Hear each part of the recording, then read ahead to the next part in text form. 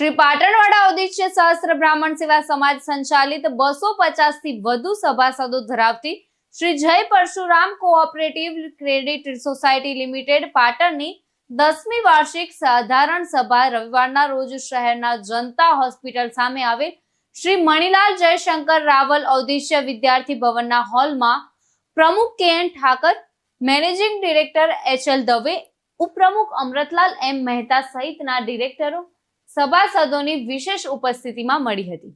પાટણ સભાની શરૂઆતમાં ઉપસ્થિત સૌનું હાર્દિક સ્વાગત કરી તારીખ 1/4/2024 થી 31/3/2025 સુધીના હિસાબો રજૂ કરવામાં આવ્યા હતા. તો ચાલુ સાલે ક્રેડિટ સોસાયટીએ 100% વસૂલાત કરી અંદાજે રૂપિયા 2.70 લાખનો ચોખ્ખો નફો કર્યો હોવાનું જાણવા રજૂ કરેલા હિસાબોને સર્વાનુમતે મંજૂર કરવામાં આવ્યો હતો.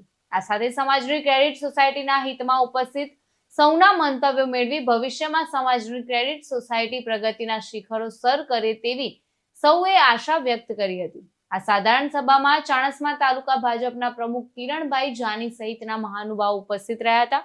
સમગ્ર સાધારણ સફળ સંચાલન અશ્વિનભાઈ પંડ્યા અને વિરેશભાઈ વ્યાસે કર્યું હતું. ત્યારે આભાર વિધિ લાભશંકરભાઈ પી જોશીએ કરી બેઠકને પૂર્ણ જાહેર કરી હતી. ધર્મેન્દ્રસિંહ દરબાર સાથે ચક્રવાત ન્યૂઝ પાટણ.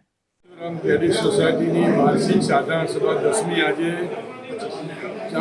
પાટણ જનતા હોસ્પિટલની સામે અવધૂત બ્રહ્મ સમાજમાં મળી. છેલ્લા 10 વર્ષથી મંડળીનો સારો વહીવટ છે. સભ્યો એટલા બધા 250 સભ્યો છે. 10% અમે ડિવિડન્ડ આપીએ છીએ અને 2 લાખ સુધીનું સમાજના લોકોને ધિરાણ આપીએ છીએ.